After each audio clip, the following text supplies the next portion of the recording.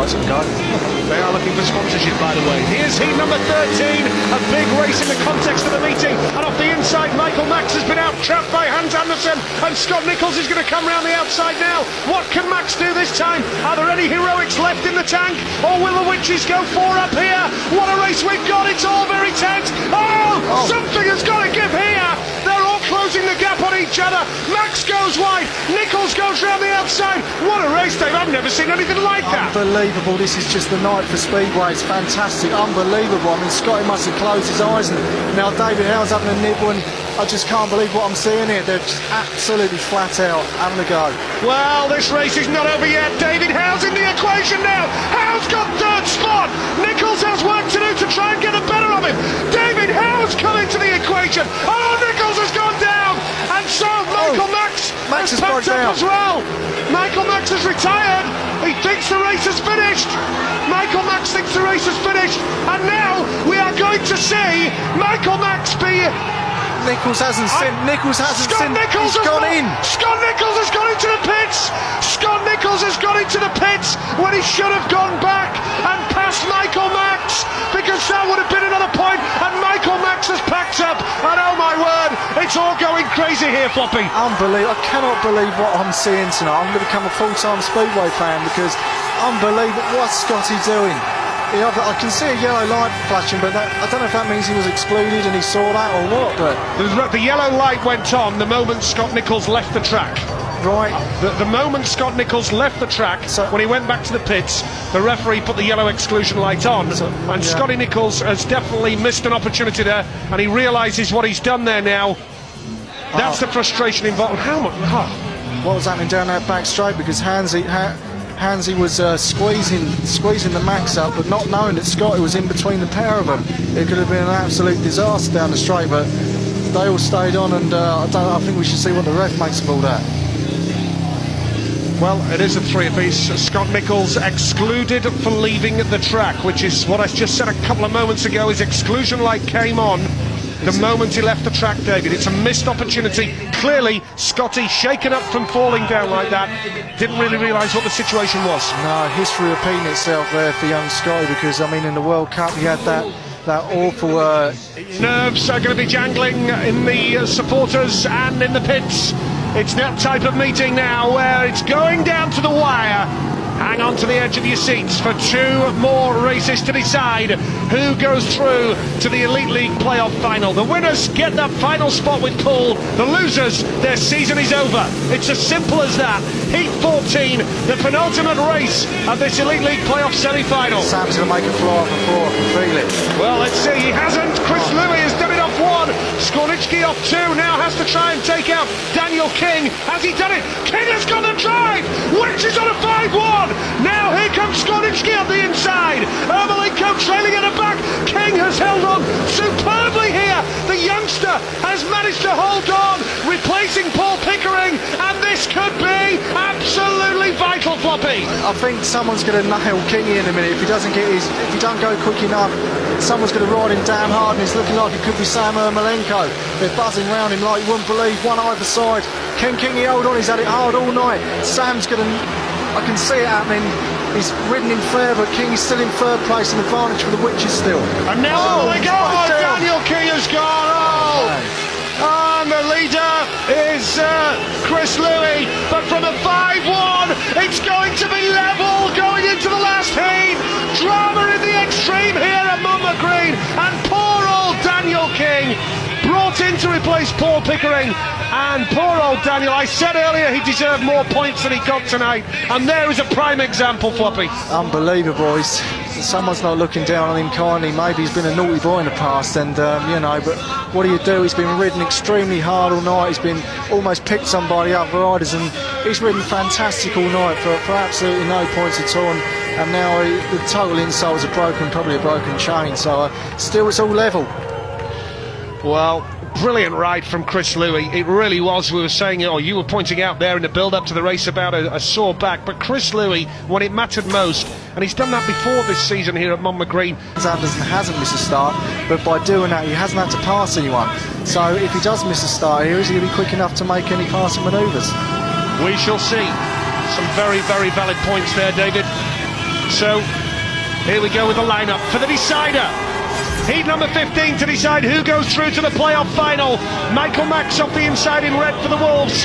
He's won 2 of his 4 rides tonight. Hans Andersen, unbeaten, gate 2 green for the Witches.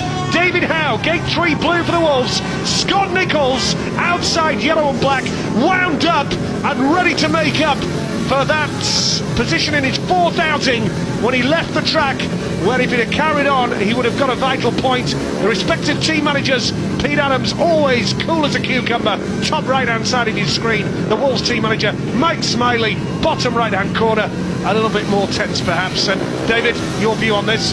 I don't know, I think the Max, we'll go for a 3-all, let's go for a 3-all and let's have one more race out of this meeting. Heat 15, pool await the winners, it's all on this race, it's all or nothing. Anderson's made the start, Max though has jumped alongside him, Max will look up the inside, David Howe's got a 5-1, the Wolves have just passed Hans Andersen. As you said, David, Hans Andersen hasn't had to pass anybody tonight, and now he has done, and Scott Nichols will come round the outside, and Howe locks up, here comes Nichols! Oh, it's squared it all up here! Unreal, and this ain't over yet. David Howe's doing that manoeuvre again, he's going out wide, he's cutting back. This isn't over, David Howe wants that 3rd place. He's worked for it all year and he's worked damn hard. Scotty's gone, can David Howe get him up here? Here comes David Howe again! Everybody is on their feet cheering loudly here! Scott Nichols locks up, he's blocked the challenge of David Howe, and Michael Max has the lead. If it stays like this, we're in a race-off!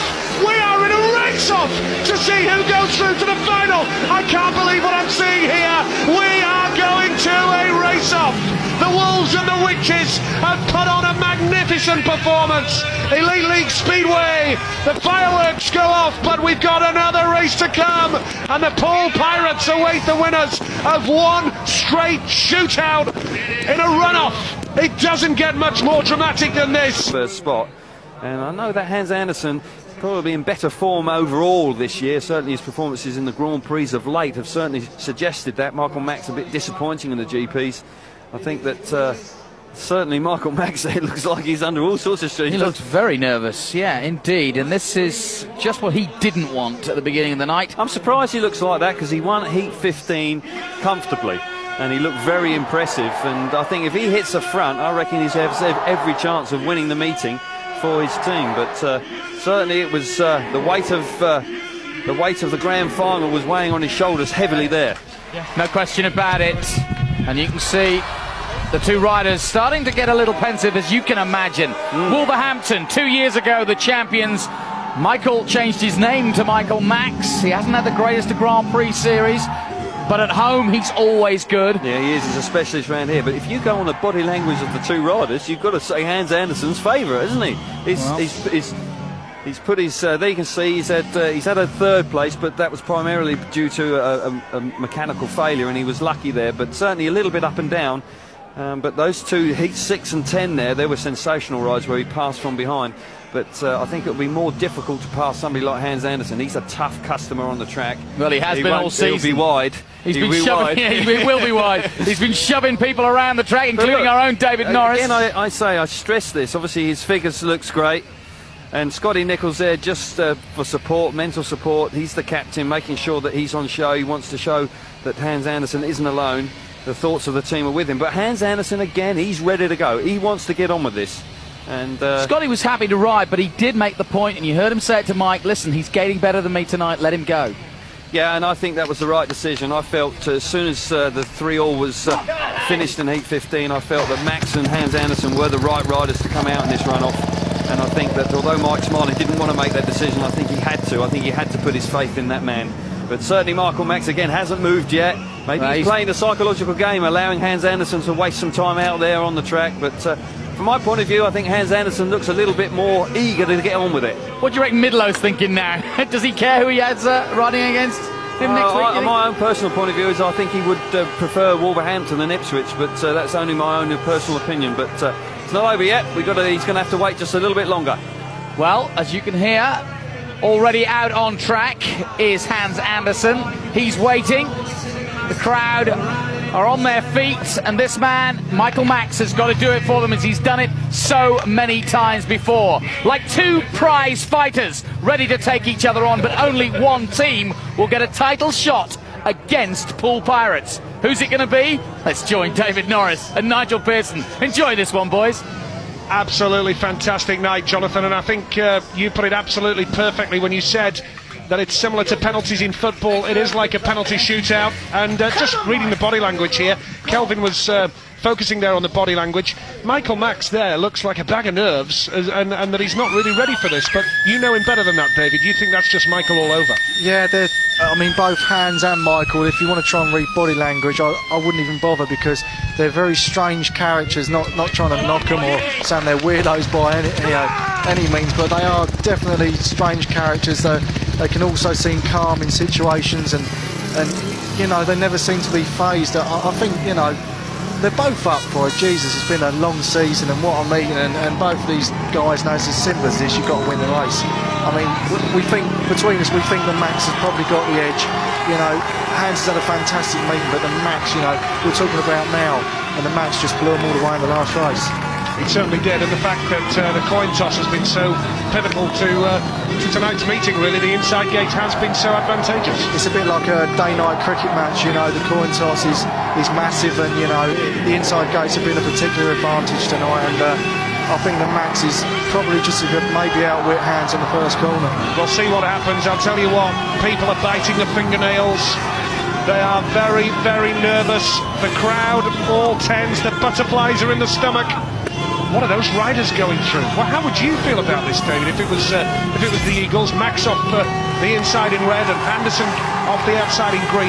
If you were representing the Eagles here in this, what would be going through your mind? Well, you're kind of numb, really. It's a situation where you can't actually quite remember what happened. That's how it feels to me. And not only that, the whole team, the mechanics especially, you know, have I fueled it up? I know I've fueled it up, but have I fueled it up? You know, these strange things that can go through your mind, and it's going to be interesting to see where Hans goes off. Like Kelvin said, you can use the fresh bit where the white lines are there between the gates. Will Hans use that? I just saw him very close to the start there, but to the fence. But I think he's really going to have to get across Hans on the first corner, across Michael's side, and clamp him down if he's going to win it. Adam Skornicki there in your screen. The fans can't watch. This is it. It's all or nothing here. Max has made the better start off the inside. The winner of this race will send his team through to the final. Hans Andersen is going to come around the outside and put a challenge in on Max now. Michael Max knows every inch of this circuit. He's gone wide into the dirt. Here comes Hans Andersen. We've had one lap, and Andersen is all over Michael Max. One move out of order, and you are in trouble here.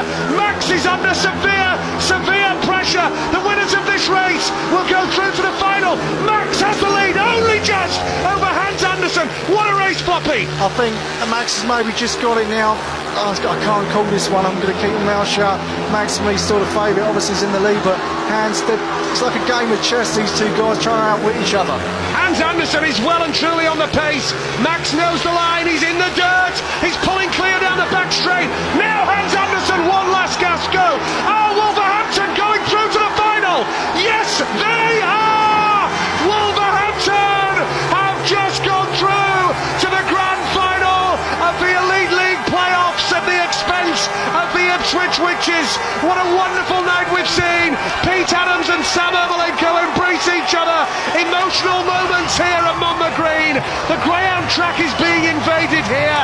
A celebration time, and Michael Max is the hero for the Wolverhampton Wolves. Watched by a massive crowd tonight. It doesn't get much more dramatic than that. Wolves riders have jumped the fence to celebrate. Sam Ermolenko is there. He's delighted. There's Chris Van Straten and Sam Ermolenko, and it's celebration time for the Wolves, and it's a cruel way for Ipswich's season to end, David. The fans are on the pitch. They think it's all over, mate. It is now. Unbelievable. I mean, gutted for the Witches, well, made up for the Wolves. What a fantastic night. We can only thank both teams for giving us what they've done tonight. Unbelievable. Great night at Speedway, and I'll tell you what, the stewards here at Monmouth Green, they're not going to be happy with this invasion here. as the fans go absolutely crazy. People of all ages enjoying their Speedway tonight, young and old, backing their side. And here's the traditional bumps for Michael Max as celebrations begin for Wolverhampton.